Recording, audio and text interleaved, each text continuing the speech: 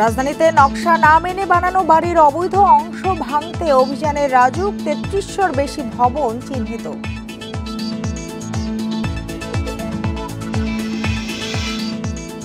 ঐক্যমত্য কমিশনের সাথে সংলাপে গণসংহতি আন্দোলন ঐক্যমত্যের মধ্য দিয়েই গণতান্ত্রিক রূপান্তর হবে বললেন জুনায়েদ সাকি।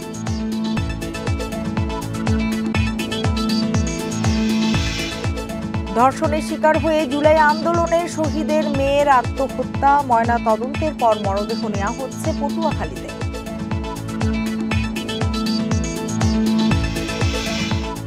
নারায়ণগঞ্জে আলোচিত ৭ খুনের বিচার শেষ হয়নি ১১ বছরেও দ্রুত রায় কার্যকরের দাবি স্বজনদের।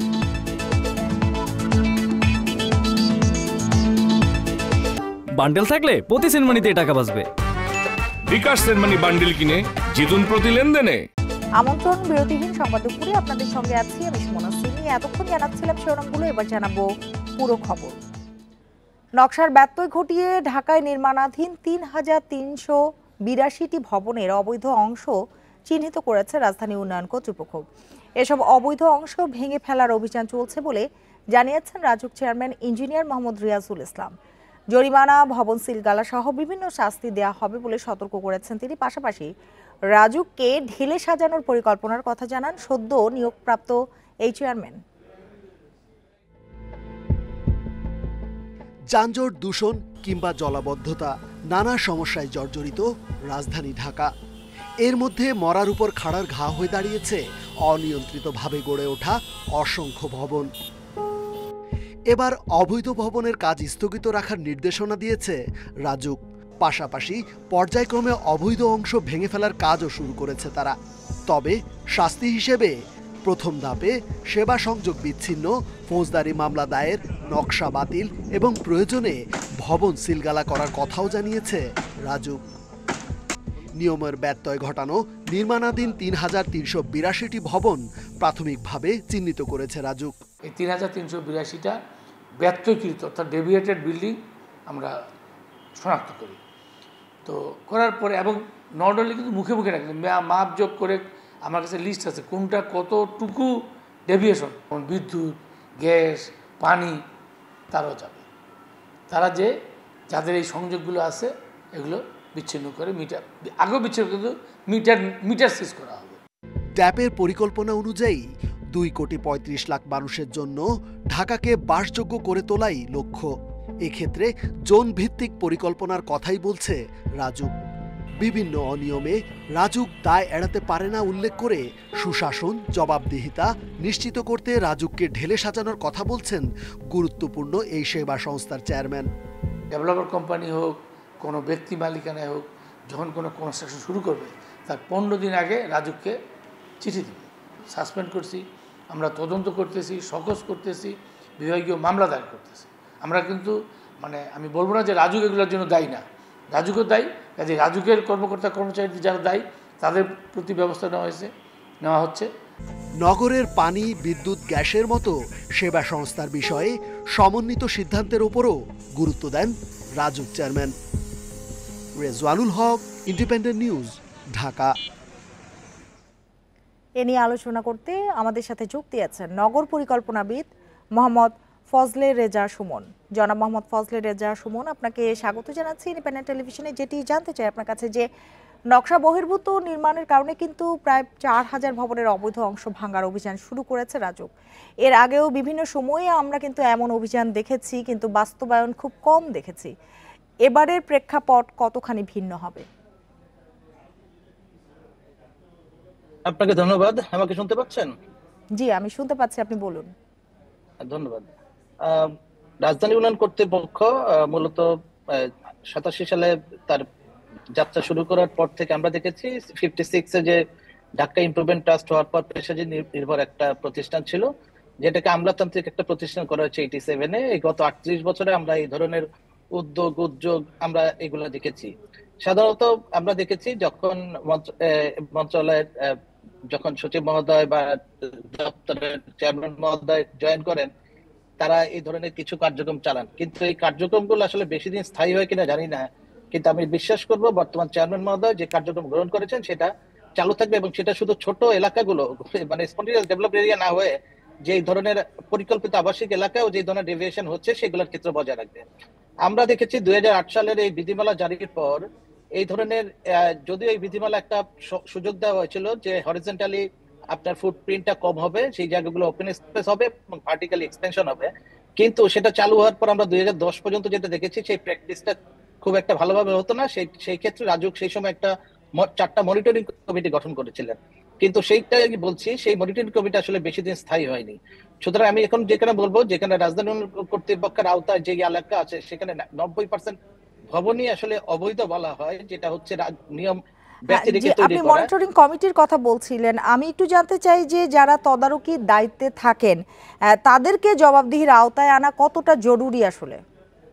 আসলে রাজুকে যেটা চেয়ারম্যান মহোদয় একটু আগে তার বক্তব্যে বলছিলেন, রাজুকে সুশাসন প্রতিষ্ঠা খুবই জরুরি। জবাবদিহিতা নিশ্চিত না করতে পারলে এই ধরনের আসলে উদ্যোগ বা এই ধরনের মোবাইল কোড এটা খুব ভালোভাবে কার্যকর হবে বলে মনে হয় না। যদি এটাই হতো, রাজুকের ভিতরের যে ইন্টারনাল যে যদি সুশাসন প্রতিষ্ঠা না করা যায়, তাহলে আপনি মনে করেন ঢাকা উদ্যান, মোহাম্মদপুরের যে আবাসিক এলাকাগুলো নিয়ম নীতি ব্যতিরেকে 10 তলা 12 তলা হয়ে গেছে, সেগুলো হতো না।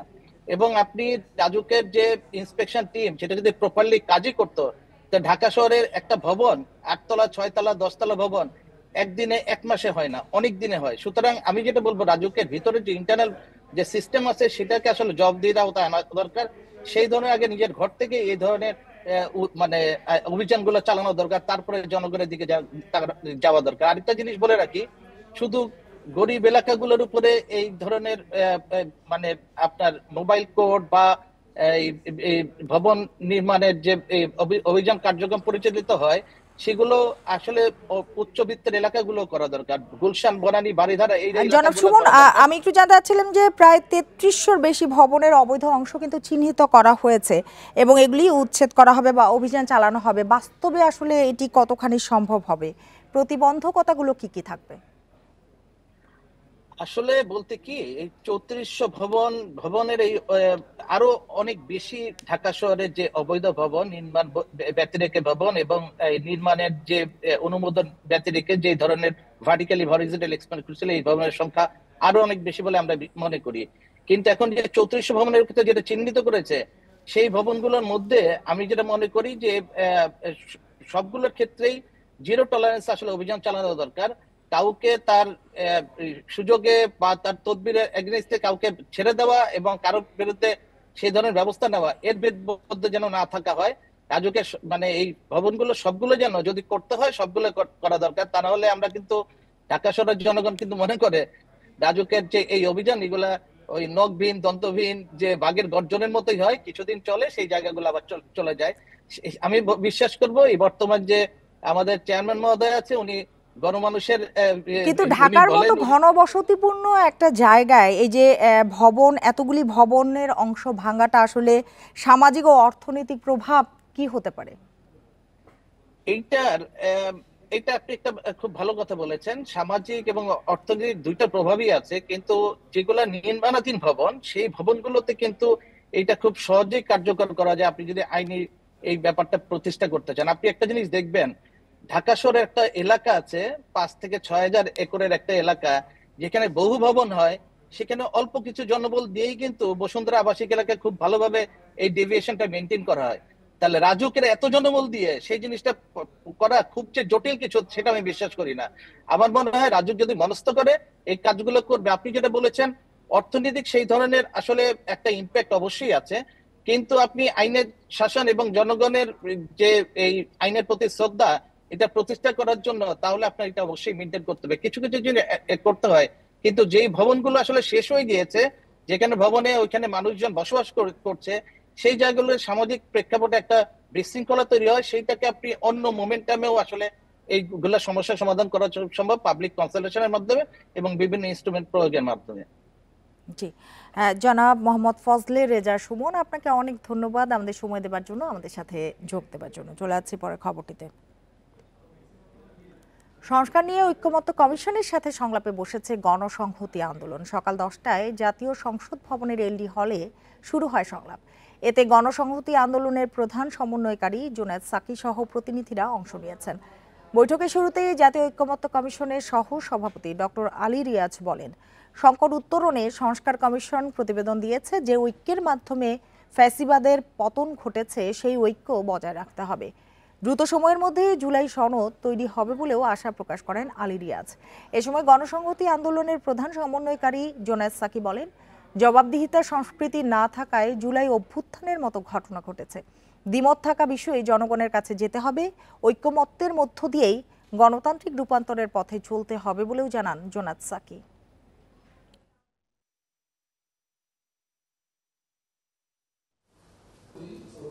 ফ্যাসিবাদের বিরুদ্ধে জনসাধারণের ঐক্যবদ্ধ প্রচেষ্টাই আসলে ফ্যাসিবাদী শাসককে পলায়নে বাধ্য করেছে। এই ঐক্য বজায় রেখে এই ঐক্যের যে মূল চেতনা সেটাকে ধারণ করে আমাদেরকে অগ্রসর হতে হবে। প্রথম কাজ হচ্ছে শহীদদের মর্যাদায় অধিষ্ঠিত করা, আহতদের চিকিৎসা করা। দ্বিতীয় গুরুত্বপূর্ণ কাজ হচ্ছে এই ন্যায় বিচার সূত্রপাত করা। দেশে এই অভ্যুত্থানের মধ্যে দিয়ে মানুষের যে আকাঙ্ক্ষা তৈরি হয়েছিল যে একটা গণতান্ত্রিক রাষ্ট্র হবে, একটা ফ্যাসিস্ট বন্দোবস্তের বদলে নতুন একটা গণতান্ত্রিক রাজনৈতিক বন্দোবস্ত তৈরি করা যাবে। ইতালির রোমে প্রধান উপদেষ্টার সাথে সাক্ষাৎ করেছেন ভ্যাটিকানের শীর্ষ নেতারা। শনিবার পোপ ফ্রান্সিসের শেষকৃত্যের পর তারা সাক্ষাৎ করেন। এদের মধ্যে রয়েছেন cardinal Silvano Maria Tomasi, cardinal Jacob Koovakad সহ ক্যাথলিক চার্চের জ্যেষ্ঠ নেতারা। সাক্ষাতে দুই কার্ডিনাল পোপ ফ্রান্সিসের লক্ষ্য দারিদ্র্য দূরীকরণে তার প্রচেষ্টা সহ পারমাণবিক অস্ত্রমুক্ত বিশ্ব নিয়ে দৃষ্টিভঙ্গির কথা স্মরণ করেন। পরে তারা অধ্যাপক ইউনুসের কাজের প্রশংসা করেন এবং প্রয়াত পোপের ঘনিষ্ঠ বন্ধু হিসেবেও বর্ণনা করেন। দারিদ্র্যের বিরুদ্ধে লড়াইয়ে অধ্যাপক ইউনুসকে জীবন উৎসর্গ করার জন্য ধন্যবাদ জানান তিনি। এ সময় প্রধান উপদেষ্টা পোপ ফ্রান্সিসের সাথে তার বহুবার সাক্ষাতের কথা স্মরণ করেন। বলেন, পোপ ফ্রান্সিসের জাতি, ধর্ম, বর্ণ নির্বিশেষে সবাইকে কাছে টানার ক্ষমতা ছিল। তিনি একজন আশ্চর্যজনক চমৎকার মানুষ ছিলেন।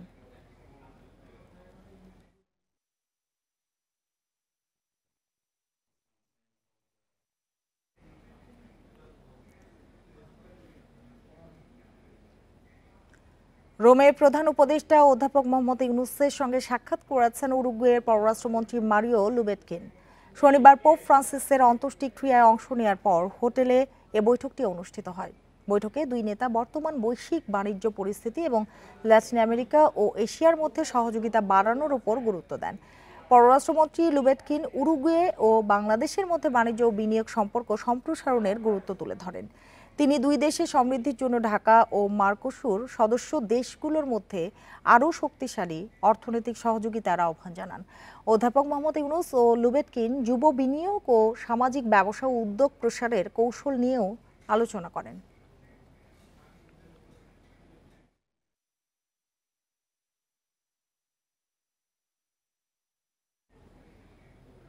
আগামী ত্রয়োদশ জাতীয় সংসদ নির্বাচন অন্তর্ভুক্তিমূলক দেখতে চায় international institute for democracy and electoral assistant IDEA। পাশাপাশি অবাধ, সুষ্ঠু ও নিরপেক্ষ নির্বাচনের ওপরও জোর দেয় প্রতিষ্ঠানটি। সকালে নির্বাচন কমিশনের প্রধান কার্যালয়ে প্রধান নির্বাচন কমিশনার AMM নাসির উদ্দিনের সাথে প্রতিষ্ঠানটির ডিরেক্টর লিনা রিখিলা তমাং এর বৈঠক হয়। এসব নিয়ে আলোচনা হয়।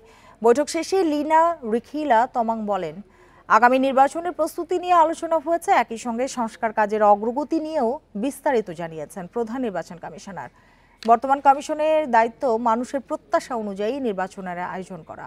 এর মধ্য দিয়ে দেশের গণতন্ত্র পুনঃপ্রতিষ্ঠা হবে বলেও আশা প্রকাশ করেন লিনা রিখিলা তমাং।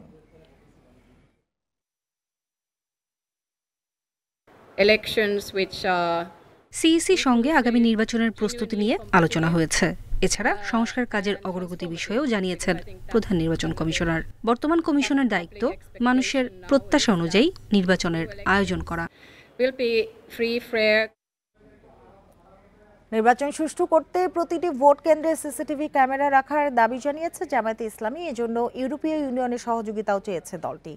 রোববার রাজধানীর মগবাজারে দলটির কেন্দ্রীয় কার্যালয়ে ইউরোপীয় ইউনিয়নের প্রতিনিধিদের সাথে বৈঠক শেষে এসব কথা বলেন জামায়াতের নায়েবে আমির ডাক্তার সৈয়দ আবদুল্লাহ মোহাম্মদ তাহের। নির্বাচনে পর্যবেক্ষক পাঠাতে ইউরোপীয় ইউনিয়নের প্রতি আহ্বানও জানিয়েছে দলটি। এ সময় গণতন্ত্র, নারী অধিকার ও সংখ্যালঘু নিয়ে জামায়াতের অবস্থান জানতে চায় ইউরোপীয় ইউনিয়নের প্রতিনিধিরা। আবদুল্লাহ মোহাম্মদ তাহের বলেন, জামায়াতে রাজনীতিতে নারীদের অংশগ্রহণ 43% বলে জানানো হয়েছে। এ সময় যৌনকর্মীদের লাইসেন্স দেয়া নারীর মর্যাদা ও অধিকারের প্রতি আঘাত বলে উল্লেখ করেন তিনি।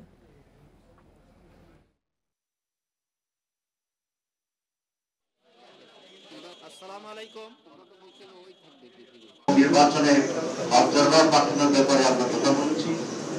ইকুয়াল প্লেইং ফিল্ড তৈরি হওয়ার জন্য বিশেষ করে প্রত্যেকটি বুথে ইলেকশনে সিসি ক্যামেরা যাতে সংযোজিত থাকে আমরা এটা প্রস্তাব করেছি, তারা এই প্রস্তাবকে এনকারেজ করেছে। ধর্ষণের শিকার হয়ে আত্মহত্যা করা জুলাই আন্দোলনে নিহত জসিমউদ্দিনের মেয়ে লামিয়ার মরদেহ নেওয়া হচ্ছে পটুয়াখালীর বাড়িতে। এর আগে সকালে শহীদ সোহরাওয়ার্দী হাসপাতালে ময়নাতদন্ত সম্পন্ন হয়। পরে পরিবারের কাছে মরদেহ হস্তান্তর করা হয়। এর আগে রাতে রাজধানীর শেখের টেকের বাড়িতে ঝুলন্ত অবস্থায় উদ্ধার করা হয় লামিয়াকে। পরে হাসপাতালে নেওয়া হলে চিকিৎসাধীন অবস্থায় তার মৃত্যু হয়।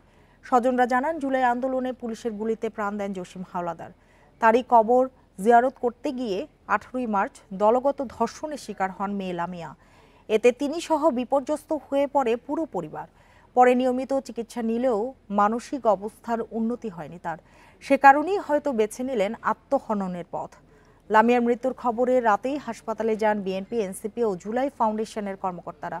তারাও জানিয়েছেন, ধর্ষণে জড়িতদের দ্রুততম সময়ে সর্বোচ্চ শাস্তির দাবি। ধর্ষণের শিকার হয়েছে, যার কারণে মেয়েটা আর কি ডিপ্রেশনে ছিল, এই জন্য আর কি হয়তো বা এই পথ বেছে নিয়েছে। ঈদের বাড়ি ছিল, মোবাইলে হুমকি দিছে নাকি, তাহলে আত্মহত্যা তো সহজে কেউ করে বলে। এ নিয়ে আরো জানাতে পটুয়াখালী থেকে যোগ দিয়েছেন সহকর্মী ফরিদ উদ্দিন আক্তার। ফরিদ, পটুয়াখালীতে মরদেহ পৌঁছাতে আর কতক্ষণ সময় লাগতে পারে, আর এই ঘটনা নিয়ে স্থানীয়দের মধ্যে কি ধরনের প্রতিক্রিয়া আপনি দেখেছেন? আমি এই মুহূর্তে দাঁড়িয়ে রয়েছি শহীদ জসিমউদ্দিন পাঙ্গাসিয়া গ্রামের বাড়িতে। আমরা জানতে পেরেছি লামিয়ার লাশ নিয়ে তারা স্বজনেরা ঢাকা থেকে আজ দুপুর 12টা থেকে রওনা দিয়েছেন। তাদের আসতে এখনো 4 ঘন্টা, মানে 6টার নামাজ আসবে। তার দাফনের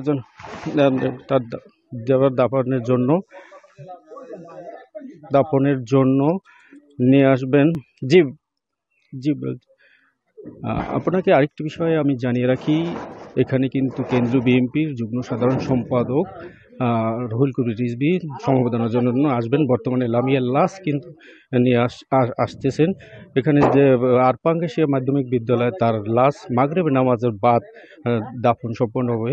এখানে তাদের পরিবার কিন্তু এখানে তাদের লাশ দাফনের সম্পূর্ণ প্রস্তুতি সম্পন্ন করেছেন। এখানকার এলাকাবাসী যারা আছেন তারা যেটা জানিয়েছেন, লামিয়ার যে ঘটনাটা এটা জানি না ঘটে, পরবর্তীতে তারা দৃষ্টান্তমূলক শাস্তি দাবি জানিয়েছেন। এই ছিল আরপাঙ্গাসিয়া থেকে আমার সাথে সর্বশেষ। পটুয়াখালী থেকে কথা হচ্ছিল সহকর্মী ফরিদ উদ্দিন আক্তারের সাথে। মাগুরায় শিশু আসিয়ার ধর্ষণ ও হত্যা মামলার প্রথম দিনের সাক্ষ্য গ্রহণ শেষ হয়েছে। সকাল 10:30টার দিকে মাগুরা নারী ও শিশু নির্যাতন দমন ট্রাইব্যুনালের বিচারক এম জাহিদ হাসানের আদালতে সাক্ষ্য গ্রহণ হয়। প্রথম দিন মামলার বাদী শিশু আসিয়ার মা আয়েশা খাতুন, প্রতিবেশী জলি খাতুন ও আসিয়াকে বহনকারী ভ্যান চালক রুবেল হোসেনের সাক্ষ্য নেওয়া হয়। আগামীকাল আবারও সাক্ষ্য গ্রহণের দিন ধার্য করা হয়েছে। এর আগে সকালে জেলা কারাগার থেকে আদালতে আনা হয় 4 জন আসামিকে। এদিকে মামলা শুরু থেকে আসামি পক্ষে কোনো আইনজীবী না থাকলেও লিগ্যাল এইডের মাধ্যমে নিয়োগপ্রাপ্ত আইনজীবী আজ সাক্ষীদের জেরা করেছে। গত 5ই মার্চ বোনের শ্বশুরবাড়িতে গিয়ে ধর্ষণের শিকার হয় 8 বছরের শিশু আসিয়া। 13ই মার্চ চিকিৎসাধীন অবস্থায় মৃত্যু হয় তার। এই ঘটনায় মামলা দায়েরের পর বোনের জামাই, শ্বশুর, শাশুড়ি সহ 4 জনকে গ্রেপ্তার করা হয়। 13ই এপ্রিল চার্জশিট দাখিল করে পুলিশ।